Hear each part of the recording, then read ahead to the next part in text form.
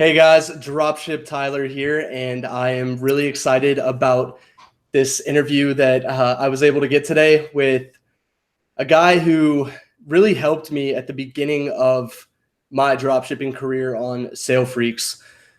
I uh, I was going to give up on Sale Freaks at one point in the beginning, but they introduced me to this guy. His name's Joe, and he kind of became my mentor for a little bit.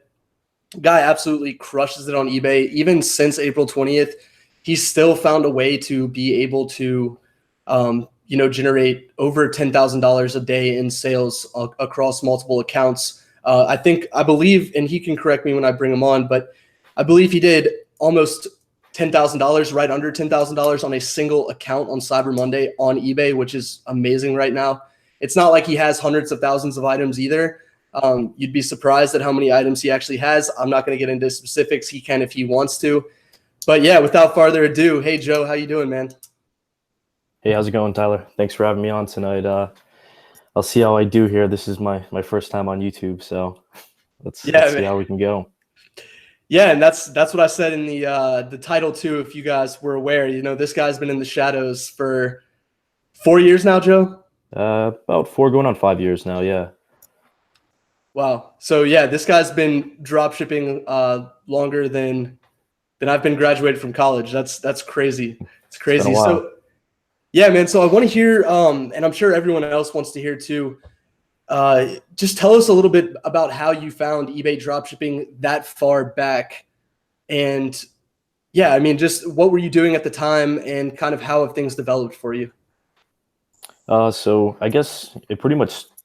Well, out of high school, I pretty much had a job at like a paint store, and as you can imagine, you can only make so much money there, and college wasn't really something that I really saw to be in the future for me. I tried it, wasn't my thing. So I started like looking through everything I could possibly do to make some extra money. And it seems like a lot of other drop shippers seem to have the same idea where they think they invented it. So I came across the idea of like, hey, why do I have to own a particular product in order to sell it? So I began to like manually, source stuff from Amazon and list it onto eBay, and pretty quickly realized that other people were obviously doing that as well.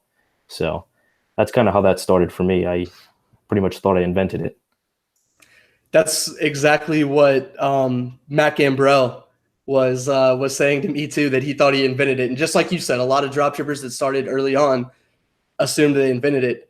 What was it like? What kind of software was out there?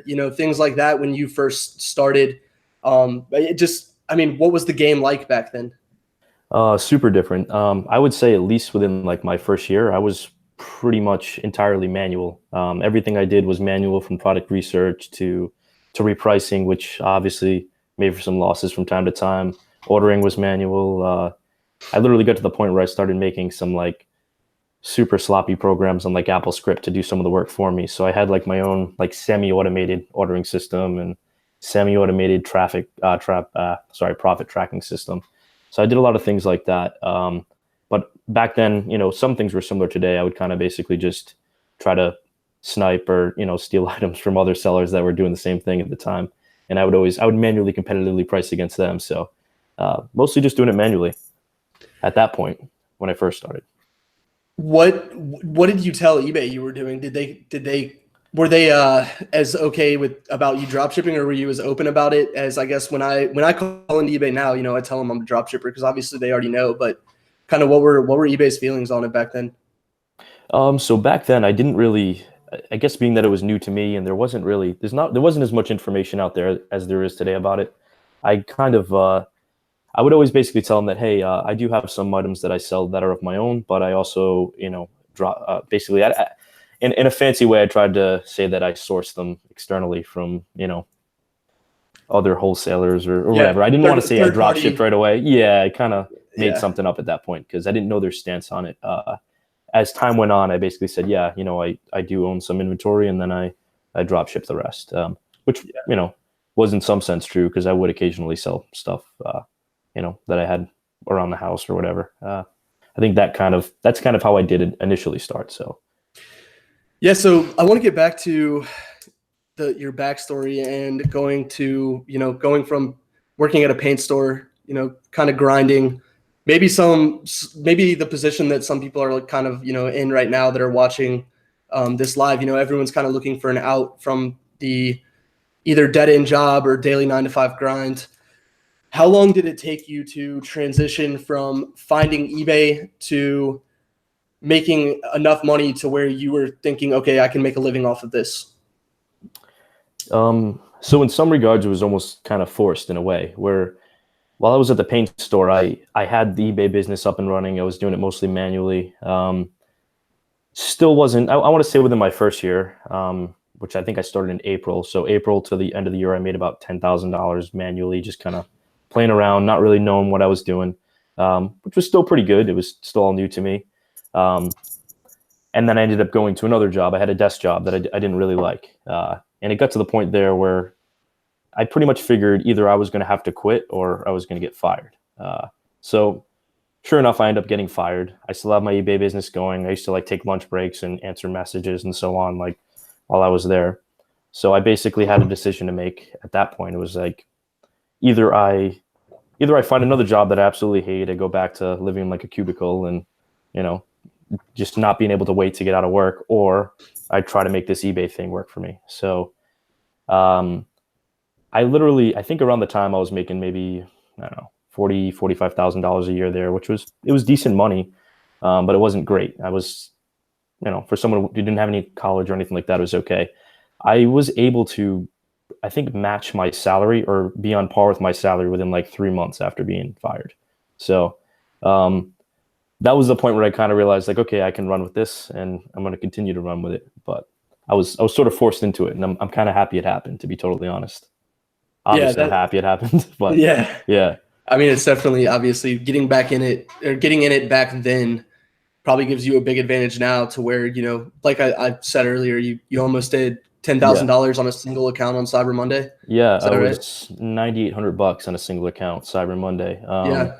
Which, I've done, obviously, I've had much bigger days in the past, but considering that eBay's kind of, slowed us down a little bit as of recent, it's nice to still see that it's possible to do those kind of numbers. I would Yeah, say, and that's one yeah, thing I like about having you on is the fact that there are a lot of people out there, and I'm reading the chat right now, and it just said one guy posted in there and said eBay will suspend all dropshippers very soon.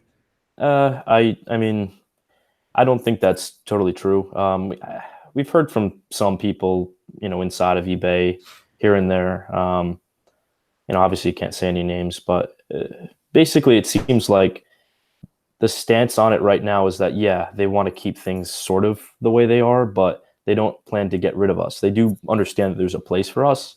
And I think even that could change, because it seems that a lot of people within eBay still seem to believe that, this might not be the right avenue for them. So I don't think I don't think they're going to get rid of all dropshippers. I think so long as you run your store the way it's supposed to be ran, you take care of your customers and your metrics are okay, I don't really foresee a problem.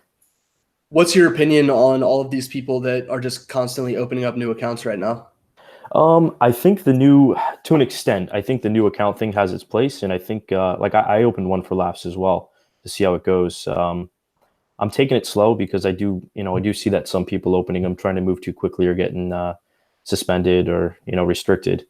I've seen a few people get them reopened after getting restriction, but for the most part, I think if you take it slow, it might be okay. I'm seeing pretty explosive growth from my new account.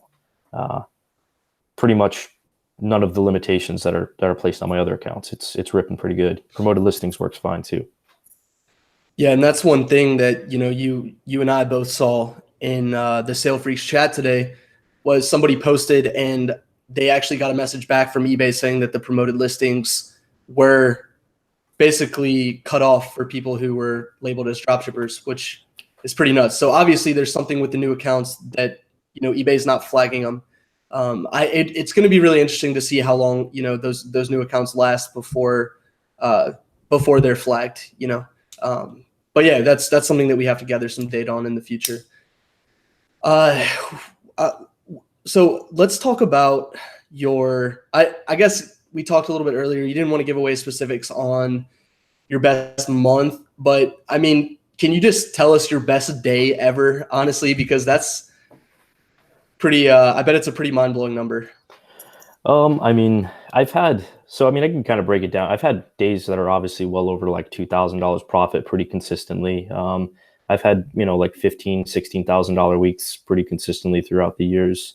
So, And that's profit you're that's talking about, profit. correct? Yeah. And that's just eBay. So, I mean, it's not too bad. It's definitely not too That's bad. that's amazing. And one thing that we've talked about a lot back in the day, you were saying that you only had a few hundred items. How many items would it take, I guess, just throughout the years, I'm sure you've seen it change, but back in like early 2016 or whatever, probably when you were going full steam and it wasn't, saturated at all. How many items would you actually need to be able to make $10,000 a month? You could make $10,000 a month with under ten thousand items at that point easily. It seems that that's not the case today. I mean, it seems like today you kind of want to list above 10,000 to kind of hold your sales down for sure. But back then, I mean, I've had months where I was running, I don't know, 5 to 7,000 items, maybe 10,000 items occasionally, and I would easily clear 10,000 a month in profit without any trouble. Yeah, So things have definitely changed a bit in that sense. Yeah, that's amazing. And I guess also someone in the chat just asked what software you're using. I mean, I know for a fact, Yeah. obviously, you're using SaleFreaks. Yep, I've been with SaleFreaks for pretty much like 3 years now, so it's been a pretty good run with them. I used one other program in the future before that, but that was short-lived. They didn't really kind of hold up to the task, so it's been SaleFreaks for like the past 3 years. How has the development of the software? Because I mean, I use SaleFreaks, but I've only been using it since mid 2017, and I've seen like a ridiculous amount of changes in that time.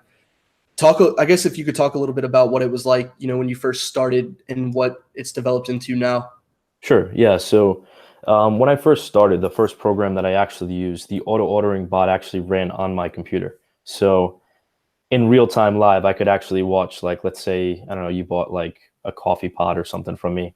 In real time, I would see that bot run the browser and buy the coffee pot right in the background. So it was cool to watch, but it wasn't really efficient in the sense of like, what if your computer crashes, or if something goes wrong, your computer goes down, you're literally backed up on all your orders. So yeah, I mean, that it worked for the time being, but moving over to SaleFreaks, like I was just super hyped off the beginning to see the fact that everything ran in the cloud. So I was like, okay, I don't have to process my orders on my end. I don't need to worry about changing my IP address all the time or things like that for multiple Amazon accounts. So that was big. But I mean, these are like super small features today compared to like where they are today. I mean, I feel like they're pretty proactive in the space where they're always pretty much adding new features and options just to allow you to grow against the odds. Well, as you mentioned, when you only had to have 10,000 items and you could make $10,000 easily a month. Yeah. Obviously, as dropshipping's become more competitive, you need more features and things like that, to combat what eBay's doing and just the saturation and everything like that. So yeah, it makes sense that and the fact that they've been around for that long and they continuously have customers that have stayed for, as long as you have, obviously they're doing something right in terms of just constantly building new features. But yeah, it's helped a lot for me, especially the coupons and cashback has been huge recently.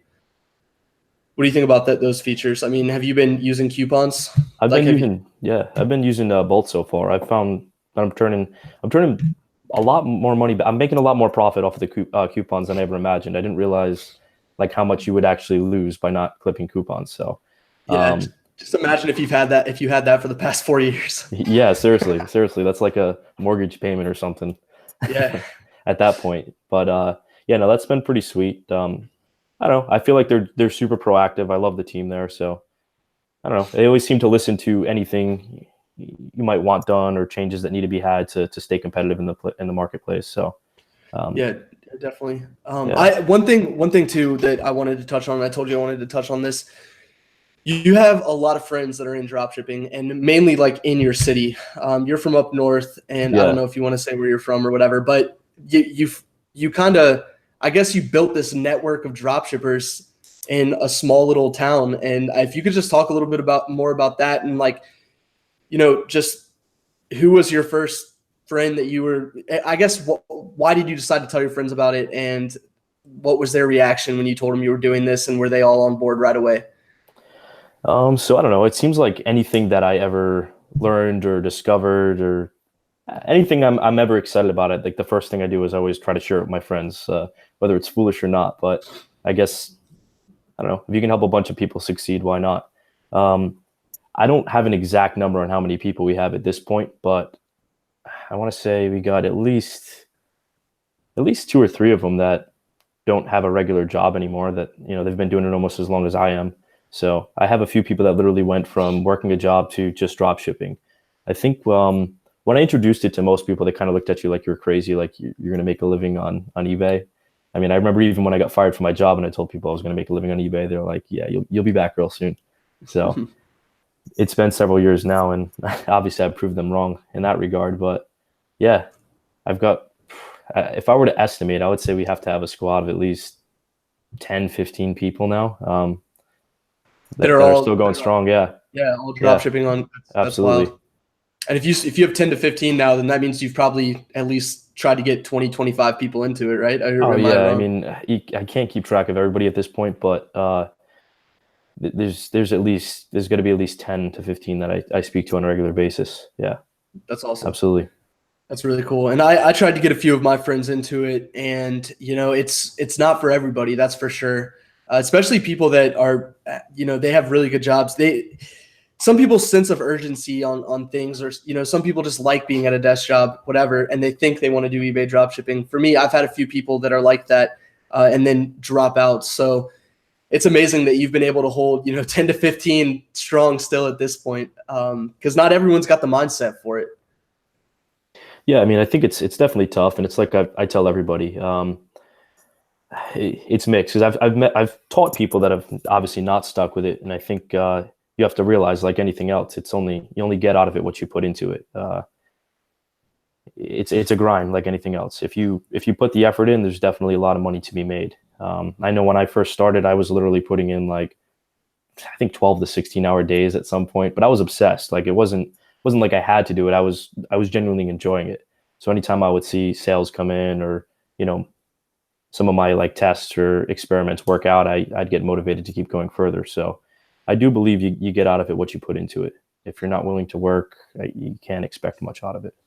Yeah, and that's one thing that I think is true with all people who are successful with dropshipping is that they start off just obsessed, like they have to make it work. And those are the people that I've talked to, that still make it work. And the funny thing is the less you hear people complain about their problems and then just solve their problems themselves, the more likely it is for them to be successful. Because I think it takes a mindset of like being a problem solver and like liking all the challenges, and yeah, and just it's crazy. It's a crazy game.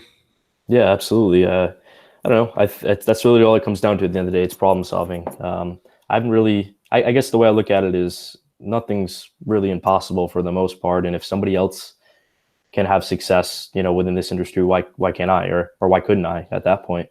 So I mean, if you look out there, there's still a lot of big stores that are still crushing it, and if they're doing it, my view is always going to be, why can't I do it, or why can't I find my way around and continue to be successful here? Yeah, And agreed. that's yeah. I It's will good also mentality. say, yeah, I will also say when you have times like this where, maybe you get a curveball thrown at you, things get a little bit slower or what you were used to changes. I've always found that those situations have, in the long run, made me more money because you get creative, you kind of reinvent your process, and before you know it, you're making double what you were making before. So I could be wrong this time, but I feel like if we wait this out long enough, that might be the case again. Yeah, and I've said that before. That I mean, you just mentioned earlier in this that eBay is they could change their stance on it completely and allow us to go nuts again, right? But if they do that, I mean, imagine how much we've learned in this period to make things work. That if things are like they were during April, I mean, it wouldn't be it wouldn't be unreasonable to say, that I could have 25, $30,000 profit months if with what I'm doing now compared to what I was doing in April. Like that's just how, my opinion is. So I totally agree with you on that. Like, soon enough maybe we could be making double, but it's just a matter of getting through this this time. But I mean, as you said, there's still money to be made. Obviously, you did $10,000 in sales on one account on Cyber Monday. Yep. Yeah. What would you say to somebody who literally just found out what dropshipping is and they hear all this stuff, you know, that we're talking about? Oh, eBay hates dropshippers, whatever. Like, or people in the chat are saying that, you know. What would you tell that person that still wants to try eBay dropshipping, and how, like, I guess, what would you tell them for a strategy to go about it and all of that? I mean, I would still tell them to absolutely 100% try it.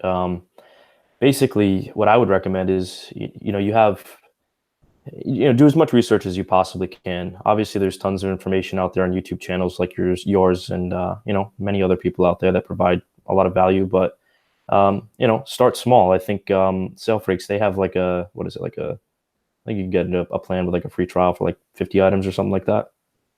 Yeah, for 14 days, I believe. Yeah, you get up to 100 items. Start with something like that, make a couple sales, see if it's for you. I don't know. I mean, you got to be willing to put the effort in. My move in the beginning was always to kind of make sure that I had I'm not big about optimizing items today, but if I were starting a new account, I would want to make sure that the items I'm putting up there are, you know, of value. So if you find maybe a few large sellers that are drop shipping or a few people to snipe, which everybody seems to typically do, I'd probably find a few of their best sellers or a few best sellers in general and start listing stuff like that.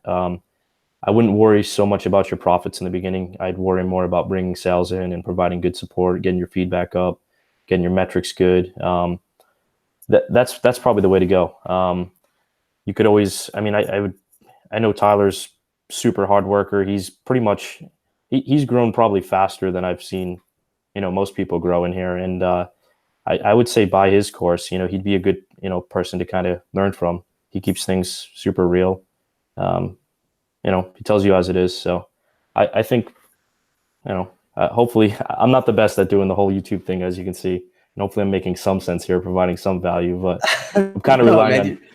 You definitely are. You definitely are. But yeah. With that, no, you 100% are, man. Like getting your perspective, you know, in person, because you know, I used to hit you up literally all the time. Like it got to the point where Ben just put like me, Olivia, and a few other people who were constantly annoying people in the main group chat. They made like a Joe's mentorship question. Yep. I actually probably still have that on my phone, so I should go back and look and see at some of the questions that I used to ask you back in the day. Yeah, that would be funny. I should have done that for this live, honestly. But let's go into the chat. We've got a lot of questions here. Sure. We've reached 110 people watching, which is actually, you know, the most I've ever had live. So I'm glad that a lot of people can make it out for this. All right, let's see what people are saying here. So some people are saying Matt Gambrell's twin. I don't know if that's a good thing or not. No, I'm just kidding. Someone said you looked like or they thought you were a 60-year-old lady by the way you talked in the SaleFreaks chat. Let's see. I didn't think I talked like a 60-year-old lady in the chat, but hey, what do you know? That's funny.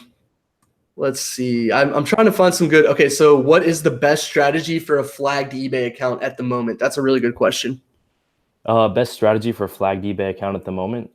So I guess one thing that I've kind of found, like I said earlier in the video, is if you have the limits available to you, it seems that you kind of want to get over that 10,000 hurdle. If you look at, you know, not to throw store names out there, but I don't think any of us are the Honey Roasted Peanut. They took a pretty good hit, but if you notice, they also have around 10,000 items, and it seems that stores larger are kind of converting better just in a numbers game. Aside from that, SaleFreaks offers open box items as an option to list. So basically condition other than new, like new. I think pretty much we'll sell anything but acceptable from Amazon. So anything good and up. Those seem to place pretty well, probably because it's not as saturated within the marketplace as new items would be. So I've had a lot of luck with those. Yeah, and for those of you guys that aren't aware what open box items are, I talk a lot about it on my channel, and I've tried to get you guys to list as many items as possible of the open box. But what that is they're actually the Amazon warehouse deals, and they're secondhand items, whether they're returned or, you know, there was a small defect on them or something like that. And SaleFreaks actually list those items. And I correct me if I'm wrong, Joe, for you, but for me, I mean, I looked at it yesterday. I'm at over a 10% profit margin on those items.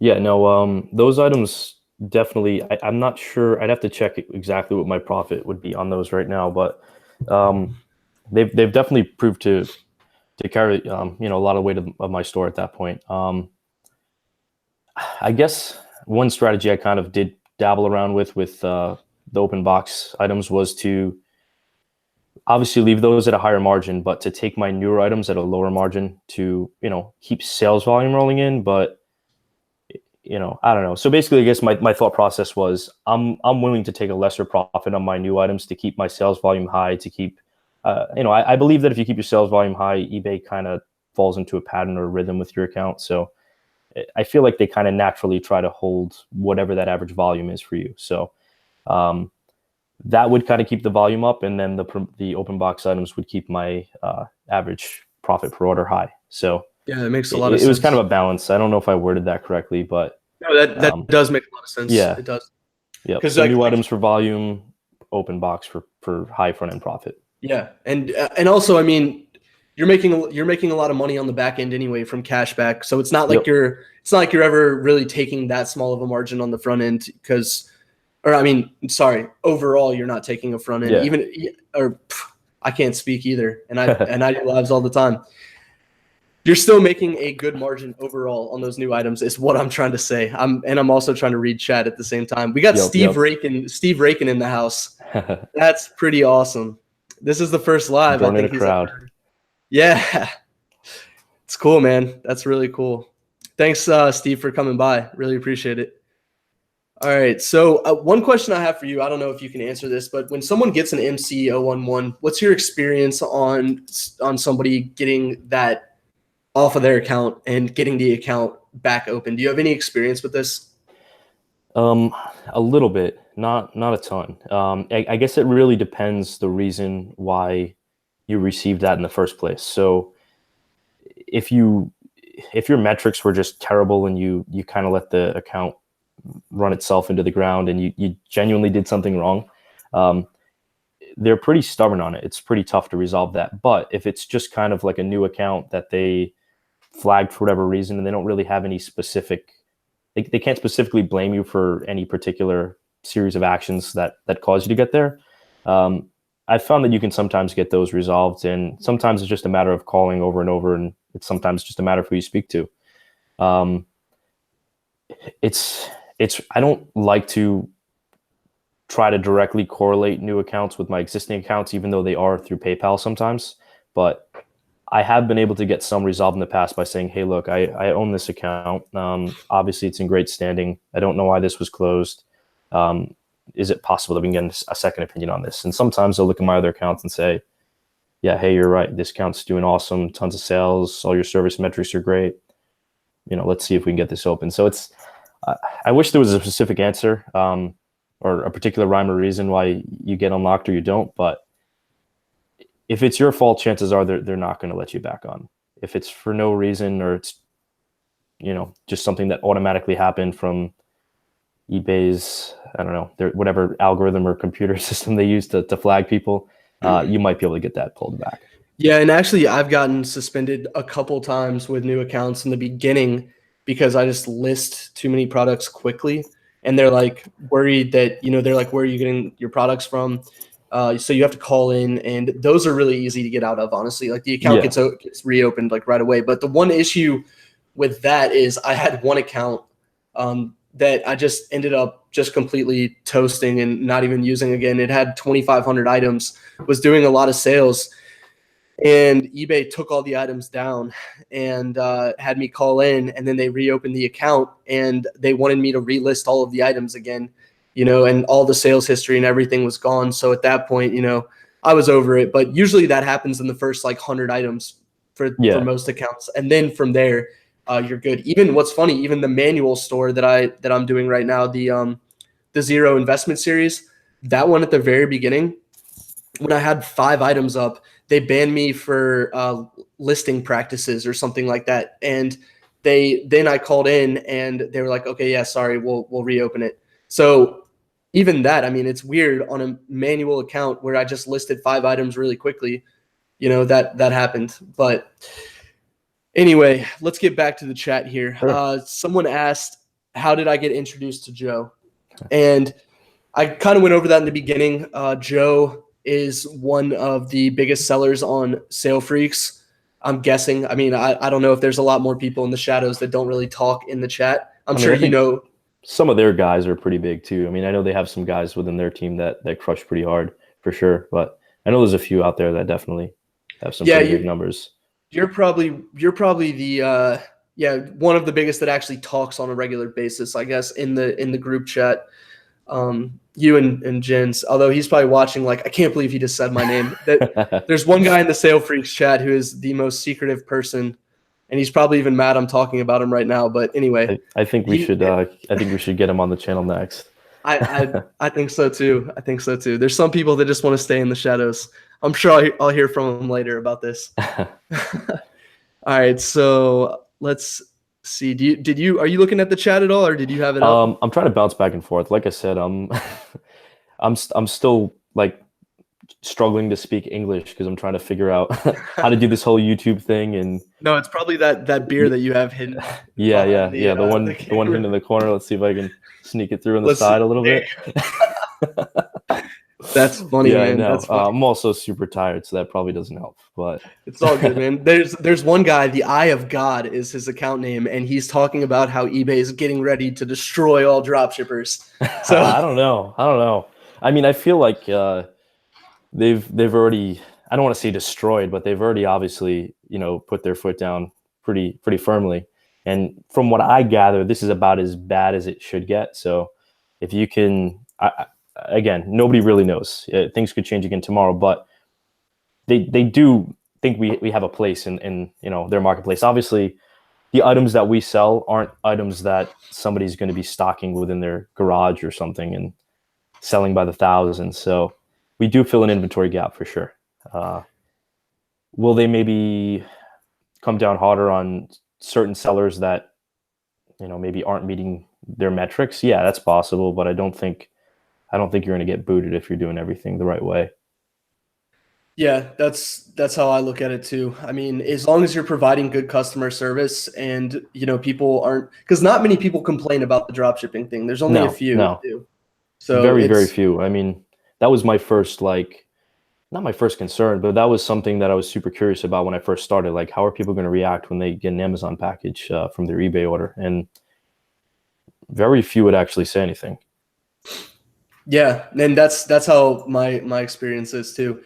I don't even worry about the negative feedbacks on my accounts anymore that say, "Oh, this person's a drop shipper." Like I don't No, even you bother can't. with it. Honestly, some eBay customers can just be so tough in general that you have to very quickly learn you definitely can't please everybody on eBay. There's no doubt about that. So you gotta let those slide. So now that we're talking a little bit about customer service, I don't know if I've asked you that much about customer service in the past, but what's your opinion on partial refunds and taking losses and stuff like that for customers? I mean, obviously at the end of the day, you want to try to reserve as much, basically preserve as much of your profit as possible. But I do definitely issue a fair amount of partial refunds. Whether you like it or not, I guess you kind of have to cater to the customer, to eBay's liking, I guess. So they want you to pretty much give your customer no trouble at any point in time. So pretty much anything I can do to make the experience smoother or faster, I try to do that. What's interesting too is a lot of people don't realize you can actually get partial refunds from Amazon. And like if for example, an open box item is missing a piece, Amazon would rather credit you, $10, and then you can credit the customer instead of. Yeah, exactly. I mean, my VAs are more or less trained to, let's say they can settle the situation quickly with a partial refund. They'll obviously, of course, still be in touch with Amazon, and whether they get a refund, a partial refund from them, that's usually part of the formula. So. Yeah, and now speaking about virtual assistants, how many virtual assistants do you have? So in some ways it varies because some of the virtual assistants that I've trained are actually used by some of the other people that I've taught. So I would say at any given time, I may have, I don't know, let's say 3 to 5 work on my account, but they're not all full time. I have one or two that are mostly full time employees, and then the rest kind of fill in the gaps here and there. And what exactly do they do besides customer service? Are they listing products for you, or is it pretty much all customer service? They're primarily customer service. I still handle all the listing and things like that on my own. So uh, I've considered kind of training them on listing in the past, but I have a pretty efficient process at this point, so it's not really something that I find to be necessary. Plus, I And get a that better feel of what's going on if I list myself. Yeah, I totally agree with that. I used to have some VAs listening for me, and then talked a little bit about this the other day on here, but I kind of got to this point where everything was so automated that I just kind of let stuff start slipping up. And that's when the point when I was like, all right, I'm going to get rid of some VAs and I'm going to do the listing. And then Yeah, that way you at least feel like you've got some control of what's, going on in your account. It's honestly enjoyable to list, especially, I mean, and I'm not just trying to pitch Sale Freaks on this. It's yeah, enjoyable to list with Sale Freaks because you just take links and put it in the locator and then yep, scan it. And I mean, with newer items we talked about earlier, you're using when you first start off, you're yeah, trying to do more optimized stuff. yeah. You got But to be careful in the beginning. Well, not careful, but you got to be a little bit more selective in the beginning, obviously. yeah, but then once your store gets big enough, it's literally just a numbers game of getting the Yep, hot, super hot, very hot items in absolutely. there. And then open box, it's just like go nuts on everything, in my Yeah, yeah, opinion. yeah. Open box, I usually rip. Yeah, I don't know. I'll pretty much just get like a bulk list of ASINs and I'll speed search it and just use like the listing wizard or something and dump as much stuff as I can quickly. Yeah, that's how I feel Yep. about open box too. Yep. Just dump it all. Absolutely. So we've got some more questions in here. Pretty basic question, but a lot of people that are just starting off have this question. How do you deal with returns? Returns, I mean, kind of like I was saying before. Well, so my VAs obviously handle the whole return process, but what they're essentially doing is getting a return label from Amazon, uploading it to eBay. Obviously, you get your refund from Amazon, and then you obviously would refund your customer on eBay. In some cases, eBay is, of course, going to refund the customer before you might get a refund, but I've trained my VAs to follow up and make sure that I'm getting a refund when the item's delivered. And But yeah, that's super important when you're doing a bunch of volume too, is like creating a spreadsheet to organize, yeah, like, because absolutely. Amazon will honestly, there's a lot of orders that Amazon might forget to Yeah, refund. they yeah, they very frequently forget to refund returns. It seems to happen all too often, but you got to definitely have like a spreadsheet or something like that to organize it so they can follow up and get you those refunds. Yeah, and it's good too, guys, if you're just starting off to get a system in place right away, because once you start scaling, things just get out insanely out of control if you're not organized. But yeah, that's my opinion on that. I'm getting texts now of my friends texting me screenshots of myself on YouTube, which is kind of weird, I guess. I mean, there are 117 people here. I'll get better That's at it as time goes on, I'm sure. Yeah, for sure. A So little this rocky. person, Mashed Potato, asked, "Do you need a Sweet pro name. account? Yeah. I like it. Do you need a pro account or Prime to ship from Amazon?"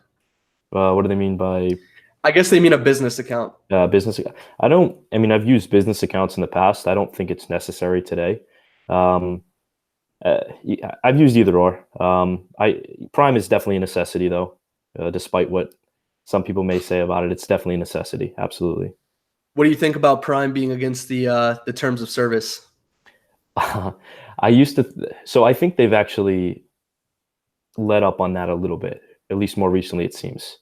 In the past, it was way, way, way, way worse. I remember I used to literally get refund checks from Amazon, like $10,000 checks. Like I don't remember what my largest one was, but it might have been around like $20,000 from a closed account. So That's just those, returns that built up and gift card balances um, and stuff like that. I guess my process was much different back then. So I guess through trial and error, you have to learn what works and what doesn't. So I would use, let's say, a credit card on file, which now I use gift cards, but I'd use a credit card on file, and let's say one of my other accounts got closed, and I go and order like 200 items.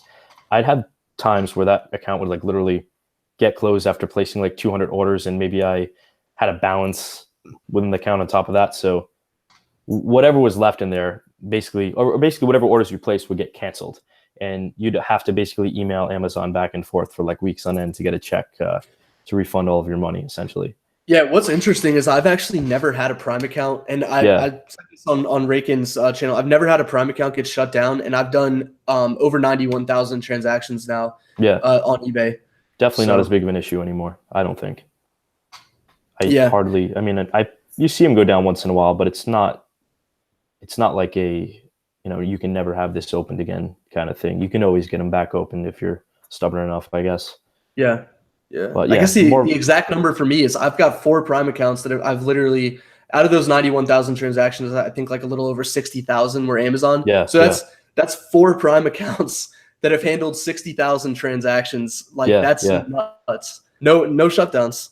yeah. I mean, my current ones are probably at least a half a year old with no issues at all. And again, I guess another benefit to using Salesforce is you can obviously have multiple accounts with like their own dedicated, uh, I guess virtual desktop, if you will. So I guess that can be an issue. If you had an account that was closed, you obviously don't want to run on the same IP address. And, the Amazon tracks like a million things like flash cookies and all sorts of stuff like that. So that's definitely a benefit. As long as you've got separate IPs, your separate safe access accounts within Salesforce, you're good to go.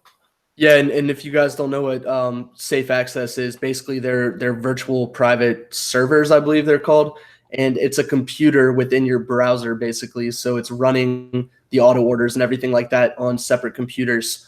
So the Prime accounts aren't going to be linked, but all of my Prime accounts are actually in family members' names. So it doesn't even matter anyway. If Amazon called and whatever, I mean, one of my parents or whoever could get on there and actually be the person that's on the account. Yeah.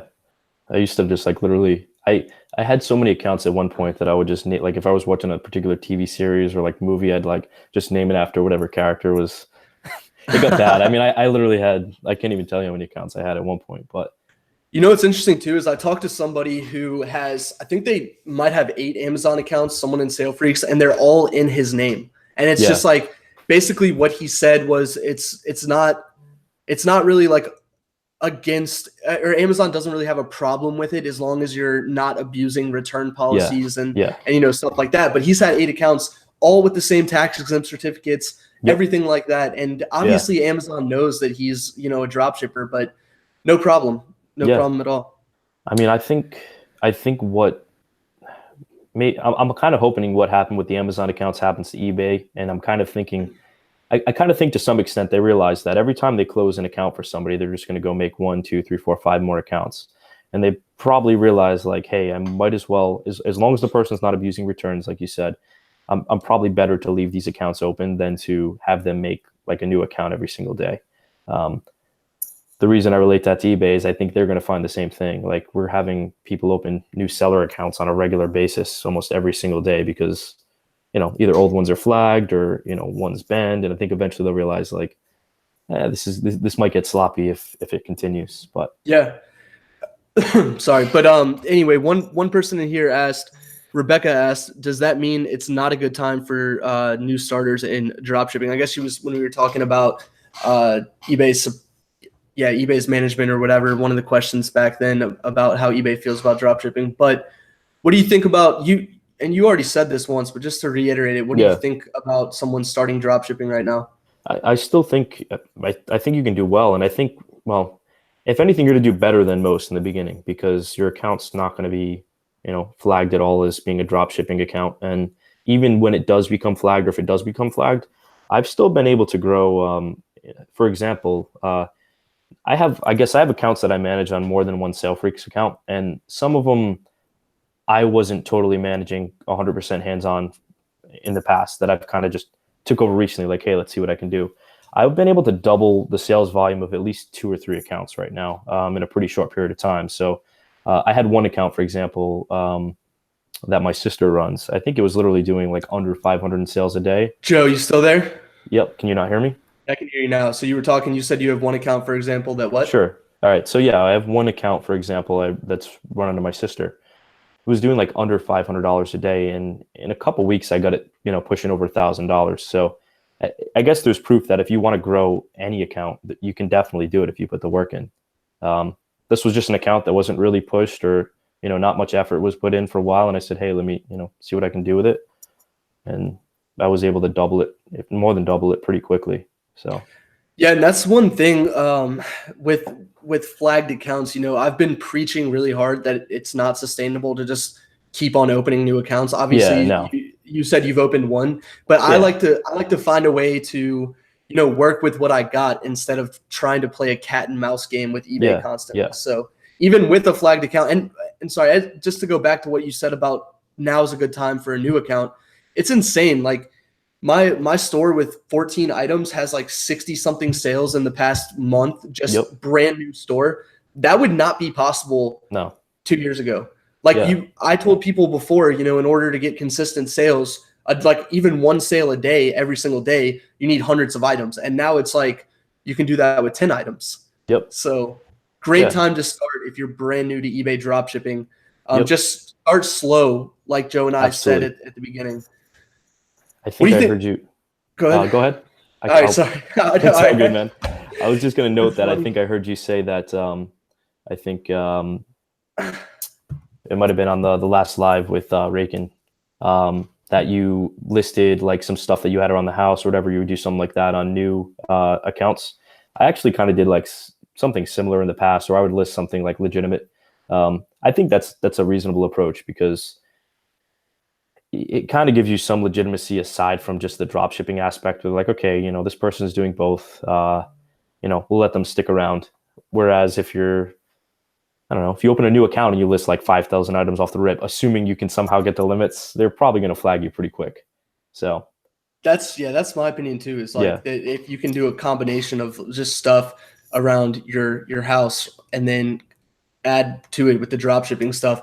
I mean, yeah, even if you're just starting off, adding like 10 listings a day that are highly optimized listings that's a pretty good start, wouldn't you think? sure. Yeah, absolutely. I mean, for example, what you can expect on a new account, the one I opened, I think I have, my limits may be higher than what some people might get on a new account, just because I think I referenced a good PayPal account and things like that. But I have about 1,000 items on there, and I basically scraped items from just basic bestsellers from various large drop shippers and so on, and I just listed like a random 1,000 items, and I think that account's been doing like $500 to $600 a day in sales like since day one, just automatically. Really no serious product research there, just listed That's 1,000 items, crazy. and that's it. So I mean, that's That's kind not, of what we're seeing in our mentorship group with yeah, new accounts, just people listing just random items and just getting tons of sales. So yeah, yeah. I mean, I could probably do several thousand a day if I were to just dump a ton of items on there, but I don't want to move too quickly. I don't want to ruin a good thing. So uh, I believe if you start a new account, you take advantage of the boost you're going to get right now. Make sure you're providing great customer service, doing everything right. I think you probably stand a chance of growing a pretty large account someday. yeah, definitely. And like we were talking about, it's about long-term sustainability, but it's definitely nice to be able to for it to be really easy right now if you're Yeah, yeah, just opening that account. All right, so yep, Warren Smith, who is a regular here on the channel, wants to know, and I guess we talked a little bit about this before. I can vouch for Joe. I know he's had months where he's made more than my entire salary was before I quit my job and started drop shipping. So I don't know how in detail he wants to go about his recent profits or all of that, but this person said, "Hi Joe, I know you mentioned it a little bit earlier, but if you don't mind answering, what's your average recent profit and how many stores do you have to make said profit?" I mean, let's just I don't want you to give exact yeah. numbers away just Well, for I mean, if you look at just cashback in general, like I don't like if I might maybe make a YouTube channel at some point, and I might share more of that information when I get better at doing this, I guess. But yeah. for example, like the other day, I had a $10,000 day in just one store. Um, I mean, you can make just about $500 cash back right there in one day. I mean, granted, that whole $10,000 isn't for purchasing product, but you get the idea. And that's not my only store. So if the front end profit varies, because I always change my strategy. Sometimes I go for super high volume. Other times I'll go for higher front end profit. And kind of as I've said, the open box items usually provide a pretty high front end profit. So yeah, I mean, just food for thought, I guess. You can consider the cash back and consider the volume and realize you can make at least 5% on that. So Yeah, I may definitely. get more specific with profits down the road, but I might save that for if I make my own YouTube channel at some point. Yeah, But definitely. People love transparency, but it's always a little awkward when you're not used to it's it. weird. Yeah, it's definitely a little weird for me. Like I can like I said earlier, I can barely speak English on camera right now. So Yeah, I remember I stopped doing them, but because it is a little, it felt a little strange to me. But I remember yeah, when I was doing income reports, yeah, just to kind of like, at least let people know what I was doing and really yeah, like show my numbers and all of yeah, that. And then it got to a point where I was like, all right, well, now I'm validated. I don't need to keep yeah, doing yeah, that and like whatever, yeah. because I it mean, is a like little awkward. you might have if you have it in you can show it if you have it on your phone because I think I sent you like a small snapshot of like the 90. I can probably text it to you if you want to. Like No, I'm not I going to show think my I whole got it. graph, but I'll take a screenshot of it right now and I text it got to it. you. I got it in our group with Yeah, you, me, Josh, and I got it in front of me. I'll text it again right now. I don't know if you got it. I If got you it. have I it. got it right here. Yeah, So this was Joe's November 26th. you might have to tap the phone. Yeah, so you can kind of Oh, see there. I Oh, got you it. had I, it. It was yeah, good. I got Yeah, it. Let me tap myself on here, lock it in, yeah. I mean, and obviously you guys can see that.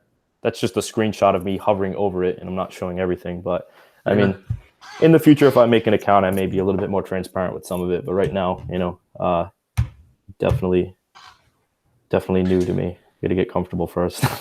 Yeah, for sure. And again, guys, that's just one account from Joe. And like I Yeah, said, when I first started, everyone at Sale Freaks that can see his account information, verified that he is who, he says he is. He's doing the numbers that he says he is.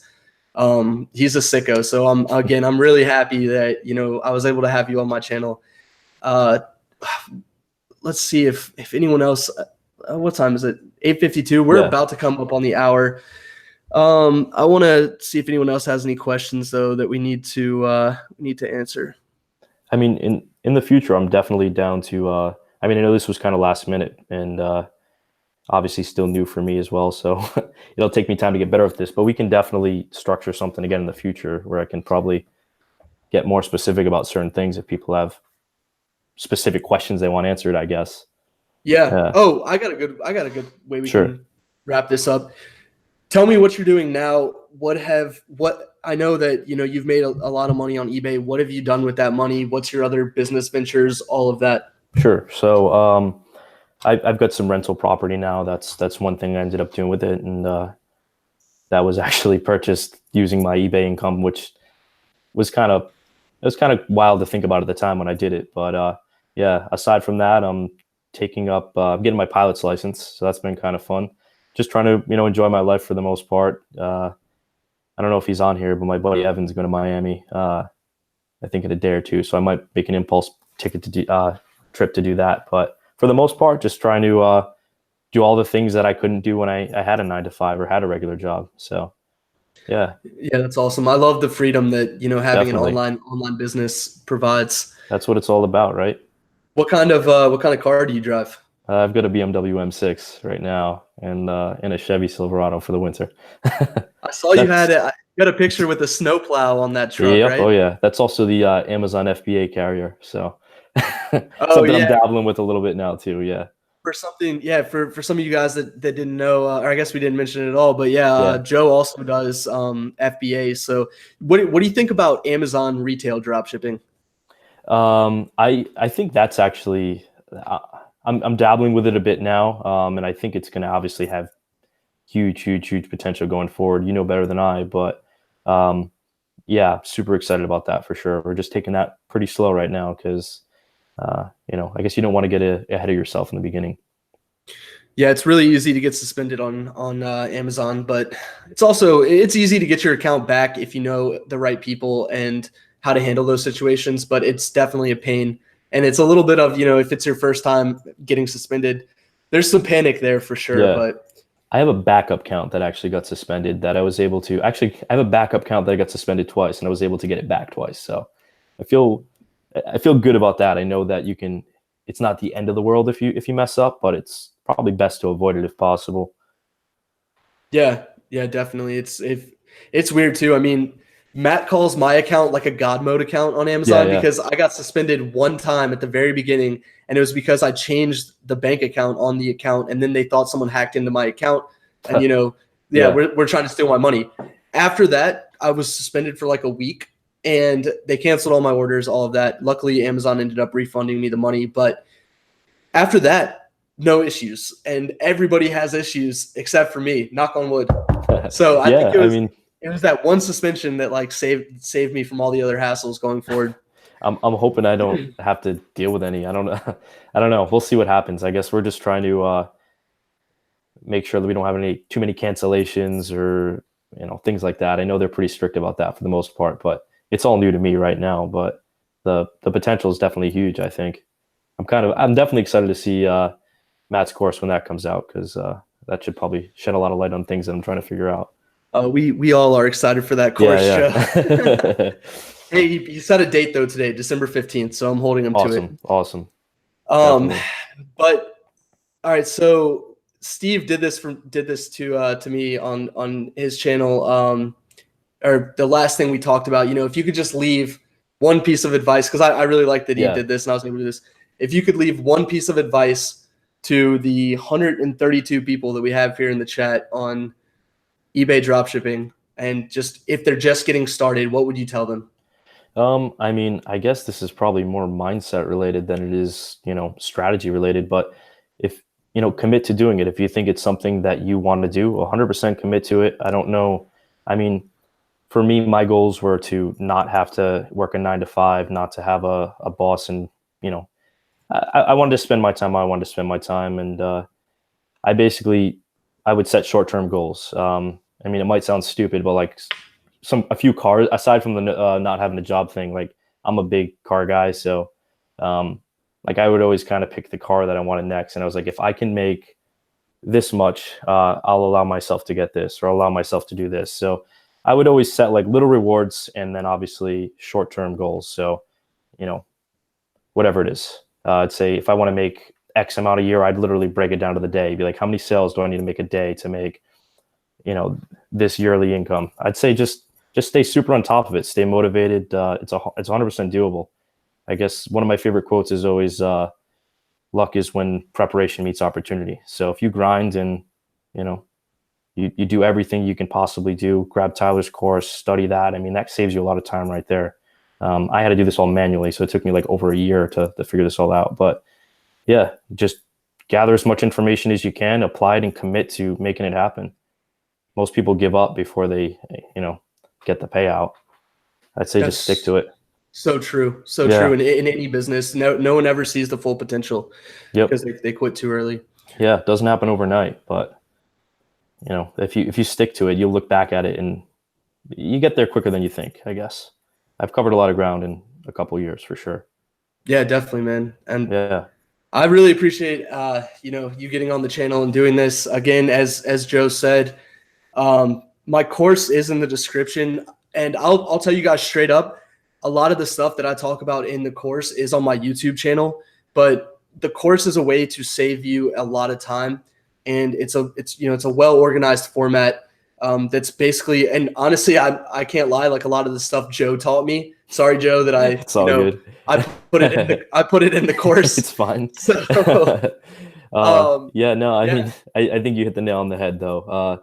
Everything that you need is consolidated there. So in my case, there weren't really many good courses at the time, or at least none that I knew of. So you basically, I mean, even if you tried, you could dig as hard as you want to find dropshipping information back then. There were just like, I don't know, like these top secret forums where people would chat about it. Like there wasn't really enough good information. So I had to make a lot of mistakes, some that cost me money, to kind of learn what you're probably just going to get presented in one simple organized course if you go that route.